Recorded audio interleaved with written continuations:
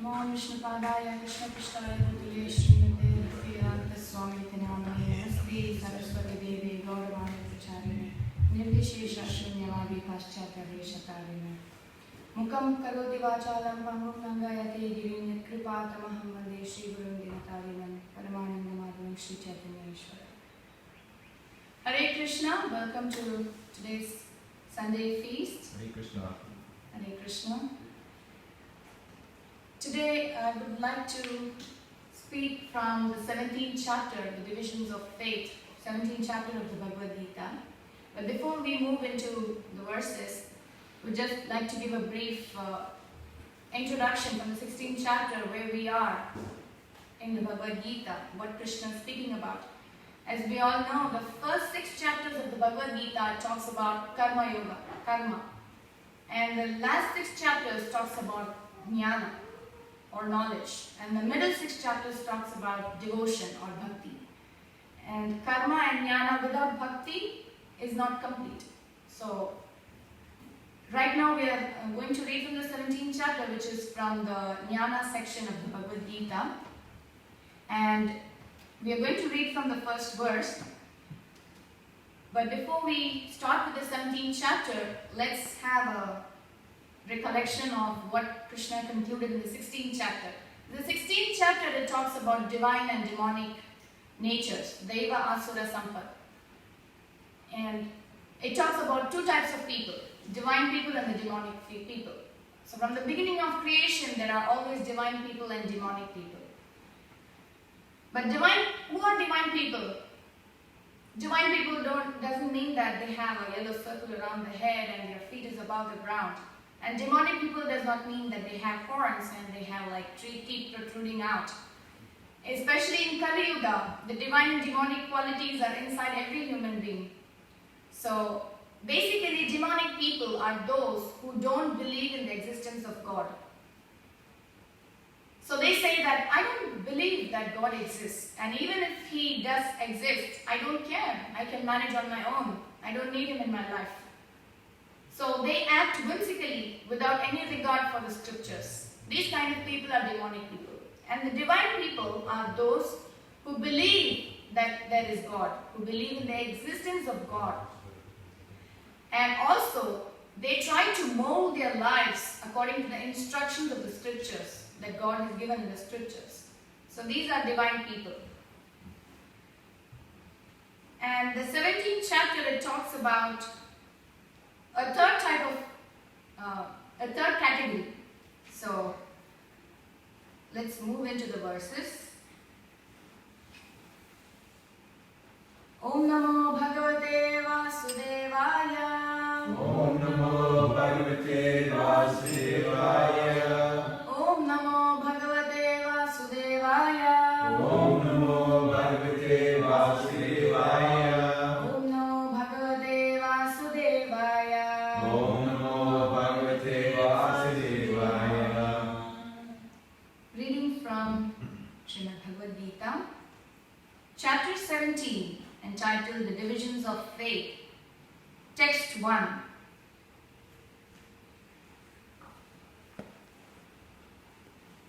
We're going to read like a couple of verses, maybe until verse 4 or something. The first 13 verses in the 17th chapter, it talks about faith.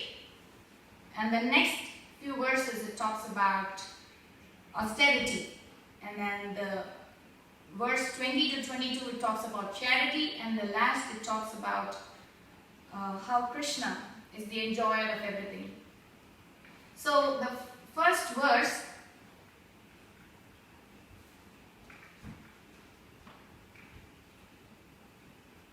Arjuna Vacha Ye Shastra Vidimutsrija Yajante Shraddhayanvitaha Tesham Nishtatu Ka Krishna Sattvamaho Rajastamaha.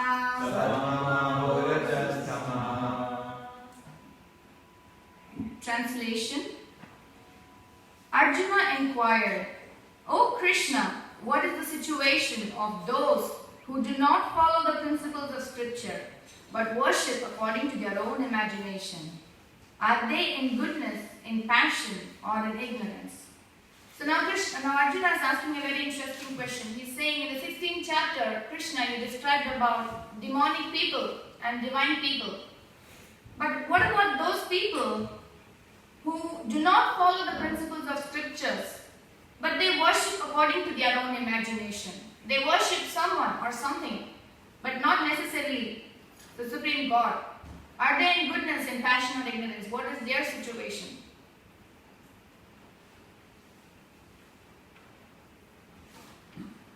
In the next verse, let's read the next verse. Text 2. Shri Bhagavan Uvacha Shri Bhagavan Uvacha Trividha Bhavati Shraddha Trividha Bhavati Shraddha Dehinam Sa Swabhavaja Dehinam Sa Swabhavaja Satviki Rajasi Chaiva Satviki Rajasi Chaiva Tamasi Cheti Tam Shrunu. Tamasi Cheti Tam Shrinu. Translation.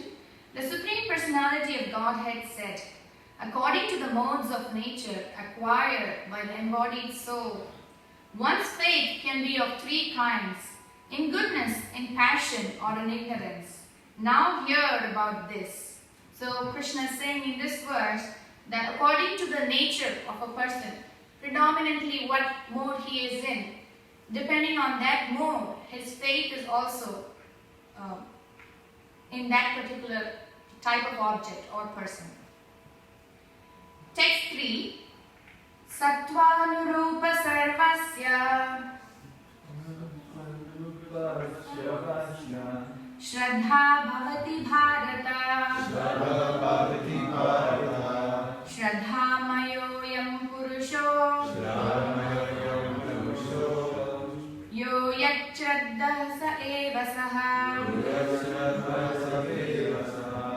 Translation. O son of Bharata, according to one's existence under the various modes of nature, one evolves a particular kind of faith.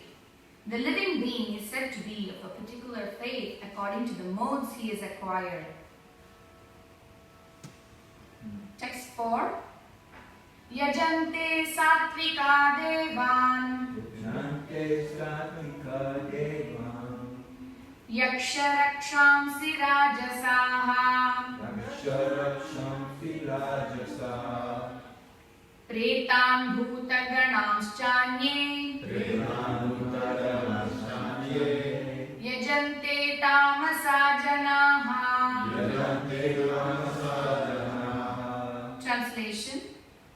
Men in the mode of goodness worship the demigods. Those in the mode of passion worship the demons. And those in the mode of ignorance worship ghosts and spirits. So we'll read the purport of this verse. Purport by Srila Prabhupada. In this verse, the Supreme Personality of Godhead describes different kinds of worshippers according to their external activities. According to scriptural injunction, only the Supreme Personality of Godhead is worshipable. But those who are not very conversant with this, or faithful to, the scriptural injunctions worship different objects, according to their specific situations in the modes of material nature. Those who are situated in goodness generally worship the demigods. The demigods include Brahma, Shiva, and others such as Indra, Chandra, and the sun god. So people in goodness, they worship demigods. And their type of worship is also very sattvic, in the sense that they use very pure things, like they give fruits, flowers, leaves, water, and other sattvic things to the Lord. So their worship is also very sattvic. Those in goodness worship a particular demigod for a particular purpose. Similarly, those who are in the mode of passion worship the demons. We recall that during the Second World War, a man in Calcutta worshipped Hitler because thanks to that war, he had amassed a large amount of wealth by dealing in the black market. Similarly, those in the modes of passion and ignorance generally select a powerful man to be God. They think that anyone can be worshipped as God and that the same results will be obtained. There is a particular verse in the Bhagavad-Gita where Krishna says that everything will not result in the same. It's going to be different. But they think that they will get the same result. And people in the mode of passion, they generally choose a particular person to worship. Some people even worship like great cinema stars, or like some people worship sportsmen. They have some adoration for some person that they believe in. And those in the mode of ignorance, they worship ghosts and spirits. And it is true that in some villages, in some remote villages, some people, they worship ghosts. If they believe that, if they come to know that a ghost has entered a particular tree, they will worship the tree. And the items that they use will also be very tamasic, or in the mode of ignorance, like they use blood or meat, or they use wine to offer to that particular tree. So depending on what they want, sometimes tantric, some people, if they are wanting to destroy someone, they will use some tantric, tamasic tantric worship, that is tantric worship in the mode of ignorance, to destroy someone. So depending on what you want, a person worships a particular type of a person or an object. So now it is clearly described here that those who are in the mode of passion worship and create such gods, and those who are in the mode of ignorance and darkness worship dead spirits. Sometimes people worship at the tomb of some dead man. Sexual service is also considered to be in the mode of darkness. Similarly, in remote villages in India, there are worshippers of ghosts. We have seen that in India, the lower class people sometimes go to the forest, and if they have knowledge that a ghost lives in a tree, they worship that tree and offer sacrifices. These different kinds of worships are not actually God worship. God worship is for persons who are transcendentally situated in pure goodness. In the Srimad Bhagavatam it is said, Sattvam Vishuddham Vasudeva Shabditam. When a man is situated in pure goodness, he worships Vasudeva. The purport is that those who are completely purified of the material modes of nature and who are transcendentally situated can worship the Supreme Personality of Godhead. The impersonalists are supposed to be situated in the mode of goodness, and they worship 5 kinds of demigods. They worship the impersonal Vishnu form in the material world, which is known as philosophized Vishnu. Vishnu is the expansion of the Supreme Personality of Godhead. But the impersonalists, because they do not ultimately believe in the Supreme Personality of Godhead, imagine that the Vishnu form is just another aspect of the impersonal Brahman. Similarly, they imagine that Lord Brahma is the impersonal form in the material mode of passion. Thus, they sometimes describe 5 kinds of gods that are worshipable, but because they think that the actual truth is impersonal Brahman, they dispose of all worshipable objects at the ultimate end. In conclusion, the different qualities of the material modes of nature can be purified through association with persons who are of transcendental nature. Oh, that's it. So very interesting verses which describe about how different people who are influenced by different modes, they worship different kinds of personalities. What is actually faith? When we have, if suppose somebody says that I do not have faith in God, so what does he have faith on?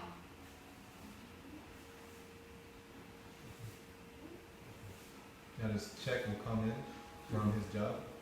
From his job, okay.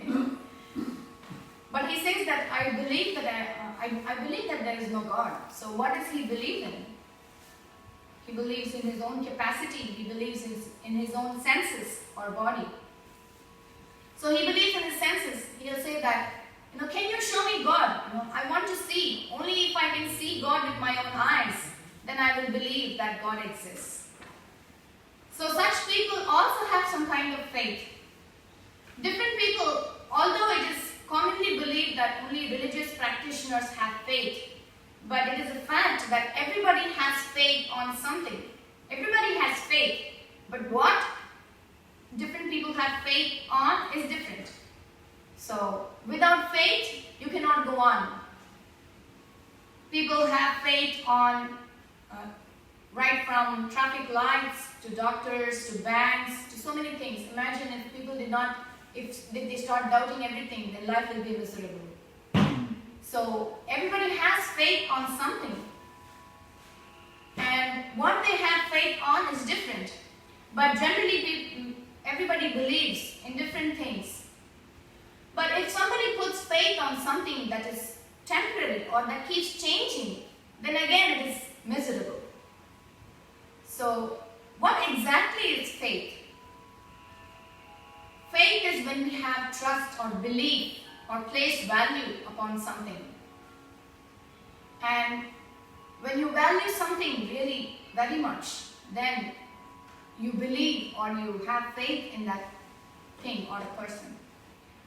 So faith is basically to have a lot of trust and value on something. So if you really value something, that means you have faith on that person. Faith can also be described as, an opportunity. When you see an opportunity or reward or value in something that you don't experience immediately. Because sometimes, we don't believe in what we don't see, then it's going to be again foolish. Because if somebody says that, I don't believe in what I cannot see, then it is very gross and foolish. Because there are so many things in this world that we cannot see, but we still have to believe in. Like for example, if you're asked to say if you know who your great-great-grandfather is, you cannot say that I have not seen, so I didn't have one. It's foolish. So we have to also place our faith on something that is, permanent. And real faith is when you have faith on the Supreme Lord. Everybody has this faith inside their hearts. Everybody believes or has faith on the Supreme Lord. But it is covered by different degrees or different modes. Just like how a white light, when it is covered with different colored paper, it appears different in different colors. Similarly, the pure faith is there in our hearts. But because of the temporary covering of the modes of nature, one's faith can be categorized as faith in the mode of goodness or in passion or in ignorance. And accordingly, they worship different kinds of personalities. So this pure faith is there in our hearts. It is dormant. It just needs to be awakened. So faith can, let's understand. How do we get this faith? First thing is, we have to understand where does it come from and how do we get it? And another question is that why is faith so important? And the third question is that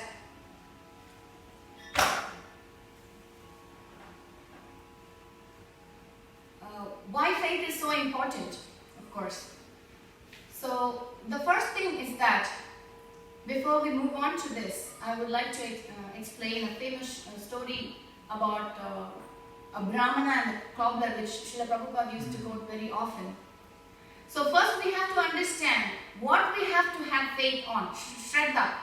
Among the 9 stages of devotional service, faith is the first step. So the Shraddha or faith, what should we have faith on? So this story is going to illustrate that point. So one day what happened is Narada Muni, he happened to meet a cobbler. Cobbler is the one who stitches and repairs shoes, most often found in India.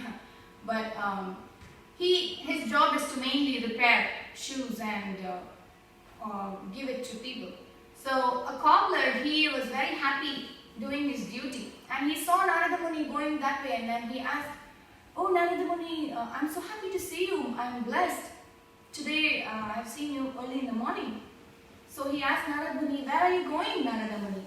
And then Narada Muni said that I'm going to Vaikuntha to see the Lord. And then he said, "Oh, you're going to Vaikuntha to see the Lord? Then please do ask that when will he show his mercy on me? And when can I go back to him?"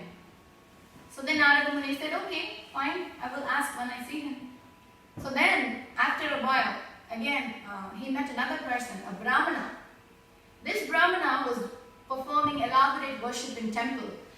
And the Brahmana, again, greeted Narada Muni and he said, Narada Muni, I'm so happy to see you.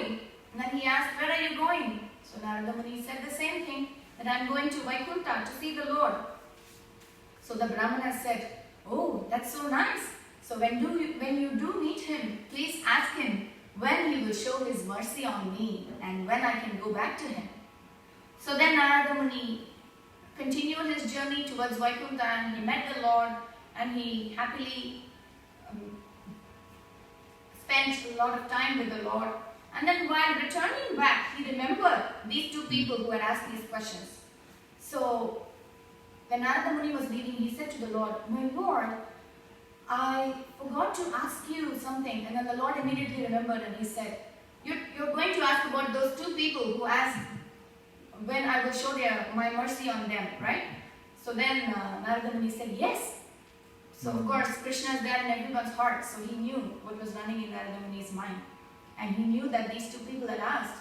So he said, my reply to the cobbler is that please go and tell the cobbler that he will come back to me at the very end of this life. And for the Brahmana, he just hesitated and he said, it might take millions of births for him before he comes back to me. And Narada Muni was surprised. He said, why is it like this?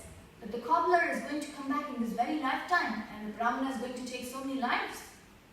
So then the Lord said to Narada Muni that go and tell the cobbler that I was trying to, when he asks me what I was doing, you tell him that I was trying to pass an elephant through the eye of a needle. And then Narada Muni was so surprised. But he remembered that. So while on his way back, he first met the Brahmana, the pious man. So he told the Brahmana that I met the Lord. And then the Brahmana said, oh, what did he say? When is he going to show his mercy? So Narada Muni dragged a little bit and he said, well, the Lord will show his mercy, but it's going to take some lifetimes, millions of lifetimes. He said, what? Millions of lifetimes? And I really don't understand why he would do that. And then he said, okay, when you went there, what was he doing? And Narada Muni said that he was trying to pass an elephant through the eye of a needle.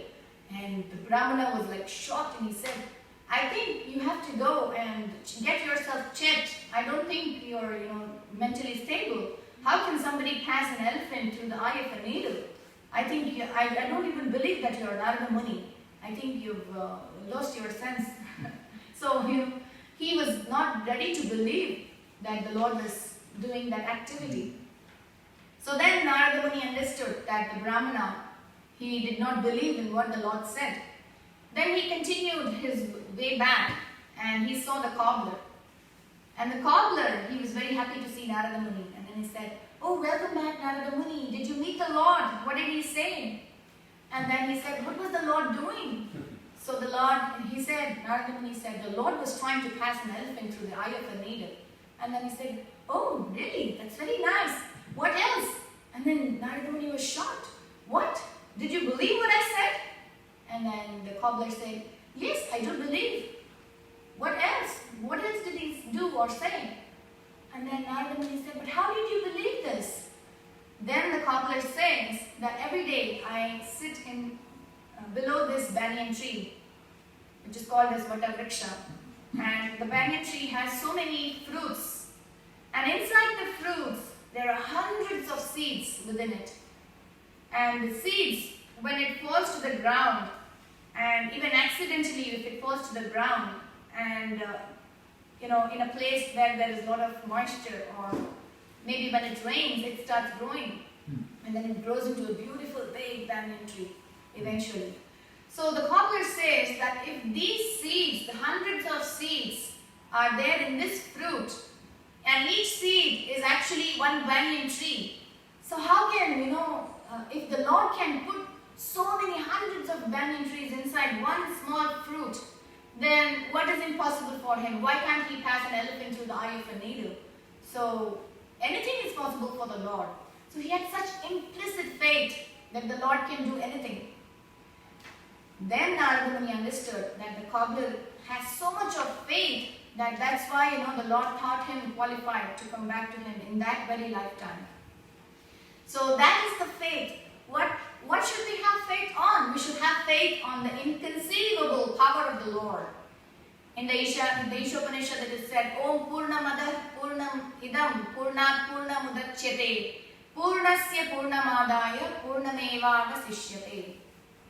That the Lord is complete and perfect, and millions of innumerable perfect and complete units emanate from Him. And even though so many units come from Him, He still remains complete and perfect. This is spiritual mathematics.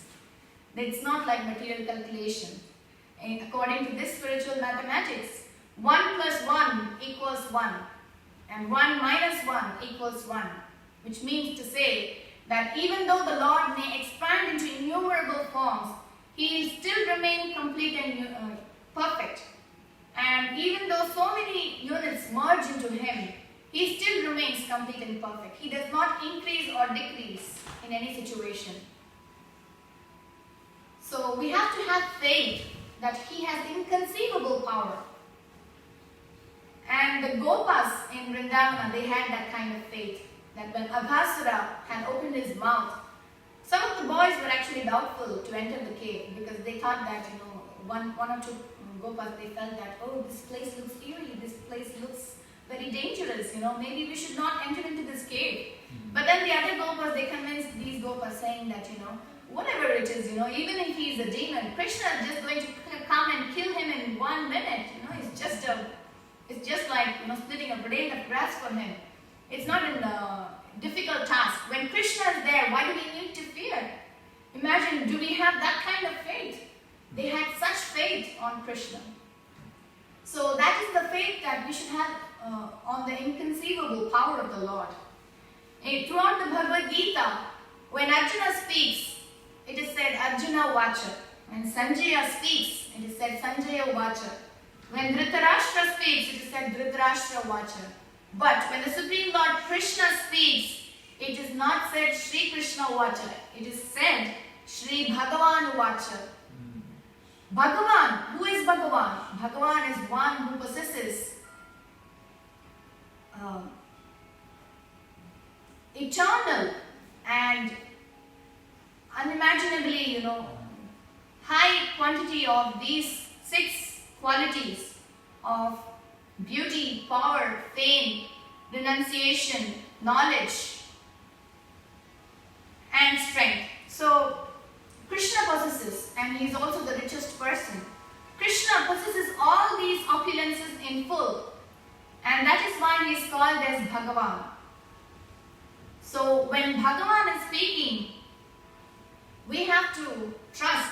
That is why Bhagavad-Gita is considered as very important, and people consider from last 5,000 years it's been considered very important, because the Supreme Lord Shri Krishna Bhagavan has spoken this. So it is especially in all times, in all situations, and for all people, it is accepted because Shri Krishna has spoken this. So we have to have such faith. And not only should we have faith on the Supreme Lord, we should also have faith in His representative. And there's a very famous story about how when Sri Chaitanya Mahaprabhu visited South India, he saw a Brahmana. He was reading Bhagavad-Gita every day very sincerely. So he would go to the temple and he would read the Bhagavad-Gita even though he did not know how to read properly, or he did not know how to pronounce properly. But he would still read it very sincerely. And then he used to cry, and tears used to roll down from his eyes profusely.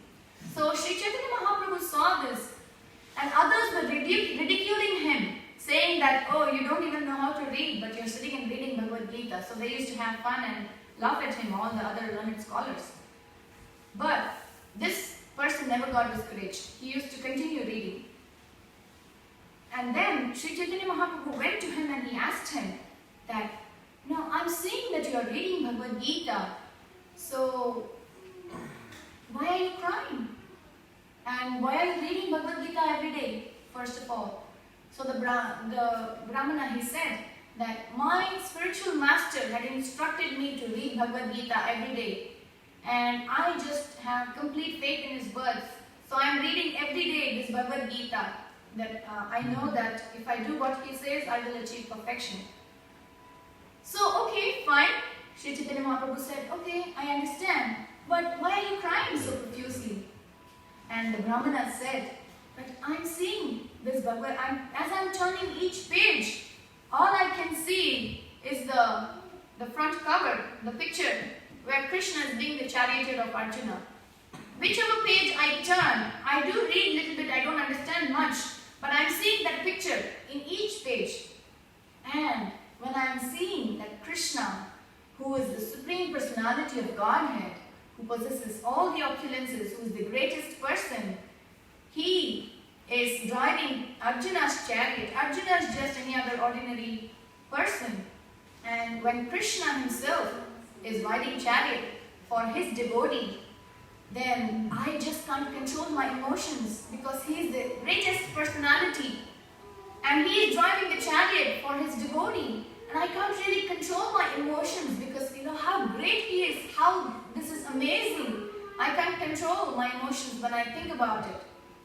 So then Sri Chaitanya Mahaprabhu embraced him and he said, you have truly understood the import of Bhagavad-Gita. As it is said in the Chaitanya Charitamrita, not in the Chaitanya Charitamrita, in the Shvetashvara Upanishad, Yasya devi parabhaktir yatha devi tatha guru tasyaite katita hyaktam prakashamte mahatmanaha.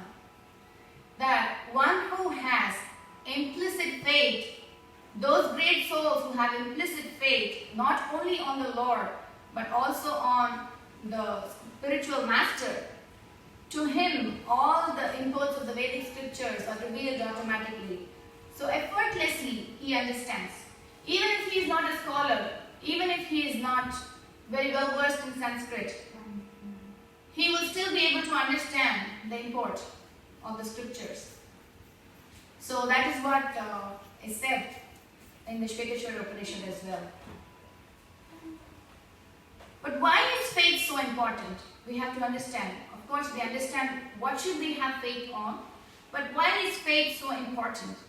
In the Bhagavad-Gita itself, there are like two or three places. Of course, there are many places where Krishna talks about faith, but there are specifically two or three places in the 3rd chapter and the 4th chapter where Krishna talks about faith.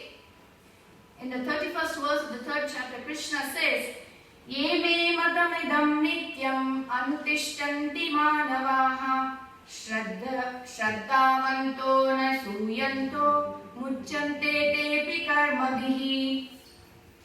That is, those who have implicit faith on the scriptures, on my teachings, not only they have faith on me, not only do they have faith on their spiritual master, but also on my teachings.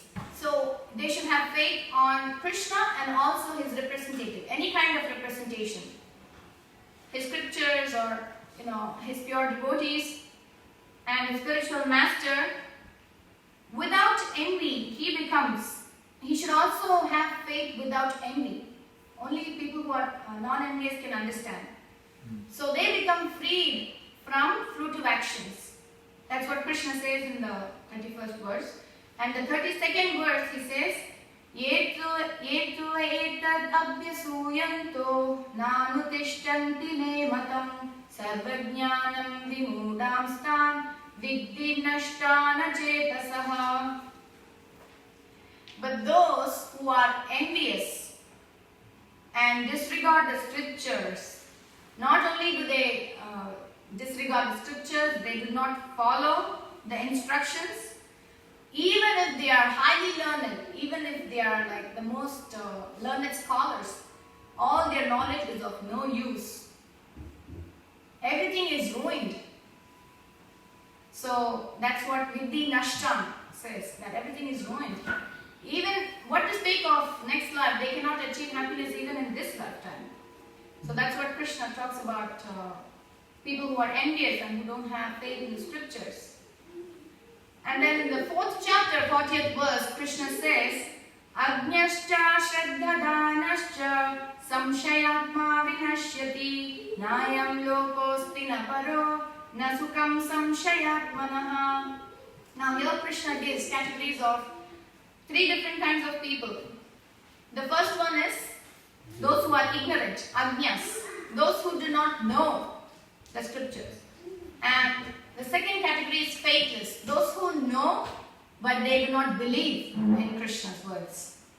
And the third category is who doubt. Like some people, they follow the scriptures, they more or less practice what is given in this Bhagavad-Gita, they associate with devotees, but when there is some difficulty in life, they start doubting the words of Krishna. Does God really exist?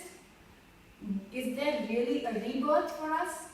Are we just wasting time doing all these things? Are we, wasting 2 hours every day chanting so many rounds? So we start doubting everything, So those kind of people, they do not attain God consciousness and they fall down. So it's such a simple thing, faith is such a simple thing, but it's really difficult to obtain. Sometimes it takes millions of lifetimes. But Draupadi, she had such good faith on Krishna. So she believed that if Krishna is satisfied, everybody will be satisfied. Yasmin tushte jagat tushtam. And there's one particular incident from Mahabharata where the Pandavas were in the forest in exile, and Duryodhana, he had a wicked plan to send Durvasa Muni to Pandavas after Draupadi had finished eating from the Akshaya Patra, which produces unlimited amount of food. So she had this special pot which used to produce unlimited amount of food. And so Duryodhana sent Durvasa Muni to them, thinking that, if Durvasa Muni goes to them and they don't have food, he will curse them and they will become more miserable. So he sent Durvasa Muni, and Durvasa Muni came to Yudhishthira, and Yudhishthira, he said, please come and honor Prashadam, and he did not know that everything was done. So they went to take a bath, and when he came and checked in the house, Draupadi said, everything is over because I already had food. Once Draupadi has food, the Akshaya Patra will no more produce food. So she said that there's no more food. So then she was very upset that how they were all very tense. How are they going to serve Durvasa Muni and please him? Because he is very sensitive and he is prone to anger. So she prayed to Krishna and she said, Krishna, somehow please come and help me. And then Krishna just happened to come at that time. And then he said, he did not know about what was happening, but he acted as though he did not know what was happening. But he came inside and he asked Draupadi, do you have something remaining from what you cooked? I'm really hungry. Can you please feed me? So then Draupadi, she checked her Akshaya Patra and there was one small piece of rice sticking onto it.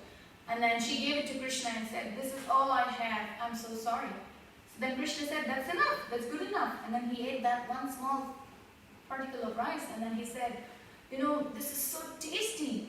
And then he had a good belch and then, burp. And then after that, Durvasa Muni and all his disciples, they all felt very satisfied. And they felt as though their stomachs were full and they did not have any more space in the stomach to eat anything. So then Draupadi and Yudhishthira, they were all very happy to know that he left because they were really worried how they were going to serve him. So she had faith that, Krishna will definitely do something and get me out of the situation. So we have to have that kind of faith, basically. So the next thing that we want to understand is, where do we get this faith from? Of course, we know that we should have faith, but where do we get this? How do we install it in our body? Is it something that we can go and purchase? Or is it something that we can get through some kind of practice? It's actually there in all of our hearts. This faith is there. It's just dormant. And how does this faith get awakened? In the association of devotees. It said, Brahmanda Brahmite Kone Bhagyavan Jiva Guru Krishna Kripa Paye Bhakti Lata Bija. That a living entity wanders through the 84 lakh species of life And if he is very fortunate, he gets to meet with a genuine guru who has 100% conviction in the Supreme Lord. And not only he has conviction, he has deep realization, and he lives on that platform. If the living entity happens to meet with such a person, such a guru, then his faith is also awakened, and he realizes that he has faith on the Supreme Lord. So this is how the faith is awakened. And that's why it said, Sadhu Sangha Sarva Shastra Koi, Lavamatra Sadhu Sangha Sarva Siddhi Hoy. That even by a moment's association with a pure devotee of the Lord, one can understand the Shastras, the whole of the scriptures. So that association is very, very important. Initially, with the association, the faith is awakened, and then the faith is further nurtured by more association. So the process starts from Shraddha, and then we have to move up to Prema. So it is like watering the seed. Shraddha is like a seed, or faith is like a seed. And when we keep watering, it grows into a plant, and then it grows into a beautiful tree, and then the tree gives flowers, and then from the flowers come the fruit. So if Shraddha is considered to the seed, then the fruit is considered to Krishna Prema, is compared to Krishna Prema. So the fruit is actually not, when you water the fruit, it is actually Sadhu Sangha. When you associate with devotees, the faith is becoming more, it is growing inside us. And how do we know that one really has Shraddha?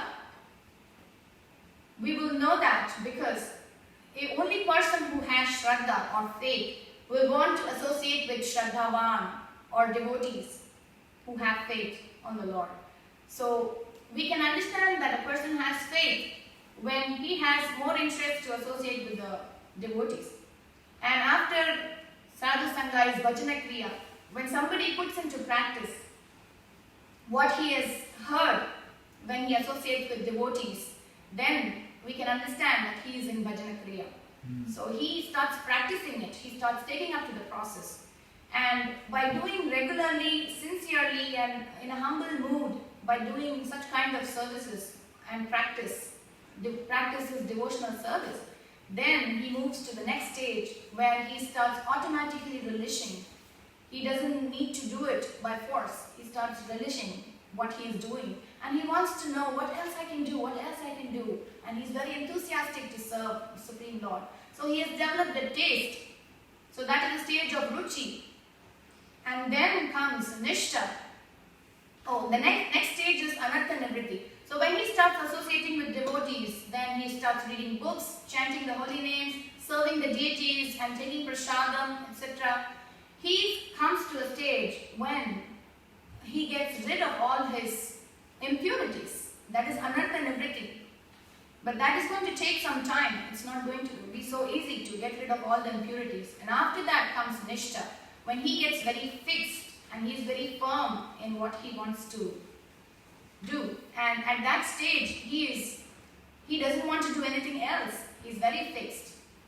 And then comes after Nishta is Asakti. Ruchi. Yeah. Taste. When he has taste. And then Asakti in the next stage when he has deep attachment. And then Bhava. And then the final stage, which is Prema. So these are like gradual gradations where the Shraddha, the faith. So it's like a pyramid, as you progress further to the next stage, the base keeps expanding. If you see a pyramid, as high the pyramid is, the base will be that wide. So the faith will grow as much as, you're dedicating your life to Krishna. So although it is a very simple thing, but, if somebody can get that jewel of faith, then it is really something, a great blessing in someone's life. So although we may say that, I have faith in the Supreme Lord, but, we can really test how deep our faith is, because then we would be progressing very nicely in devotional service. So it's a very simple thing, but just like how Prahlad Maharaj had such implicit faith on the Lord, and he said that the Lord will come from this pillar. He is present everywhere. He is going to come out of this pillar. And then he came out in the form of Nrsimhadev and he protected Prahlad Maharaj.